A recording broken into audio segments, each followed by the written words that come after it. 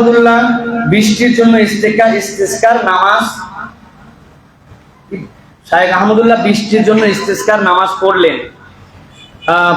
কোন নামধারী আলেম বললেন উনি নাকি আবহাওয়ার বার্তা শুনে বৃষ্টির প্রার্থনার নামাজ পড়েছেন এবং হাত তুলে মোনাজাত করাকে অনেকভাবে ট্রল করেছেন। এ বিষয়ে যদি কিছু বলতেন। প্রিয় ভাইয়েরা, ওলামায়ে কেরামের দায়িত্ব কি? ওলামায়ে কেরামের দায়িত্ব হচ্ছে সমাজকে সচেতন করা, মানুষকে সচেতন করা। শায়েখ আহমদুল্লাহ খালি বৃষ্টির জন্য নামাজ পড়ে নাই। শায়েখ আহমদুল্লাহ আস-সুন্নাহ ফাউন্ডেশন বিগত 3 বছরে বাংলাদেশে 5 লক্ষ ফলজ গাছের চারাও লাগাইছে। যারা লাগাইছে খোঁজ নিয়ে দেখেন, বাংলাদেশে যারা চারা লাগায় তাদের সাথে শায়েখ আহমদুল্লাহর কাজের পার্থক্য আছে।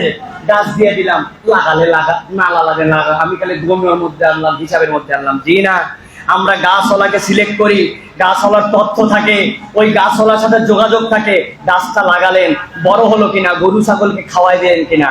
আলহামদুলিল্লাহ 5 লক্ষ গাছের মধ্যে 8 থেকে 9% গাছ যেটা মরে গেছে বা হয় নাই, বাকি সব গাছগুলো বড় হয়েছে। সুতরাং শায়েখ আহমদুল্লাহ বৃষ্টির আবহাওয়া দেখে শায়েখ আহমদুল্লাহ নামাজ পড়ে, এরকম অসভ্য যেই বক্তা কথা বলবে ওটার বিবেক এবং অন্তর দুটাই মরে গেছে। নচেত এইরকম বাজে কথা সে অন্তত বলতে পারে না।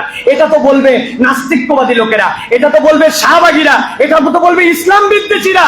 যদিও এরকম কিছু নয়, কিন্তু তারা বললে তাও মানে যে, কিন্তু যখন কোন আলেম এই কথা বলে তখন বুঝতে হবে ওর অন্তরটা মরে গেছে। ঠিক কিনা? আল্লাহ আমাদেরকে বোঝার তৌফিক দান করেন। প্রিয় ভাইরা, এই সুন্নাতটা জিন্দা করছেন শায়েখ আহমদুল্লাহ সমসাময়িক আমলে।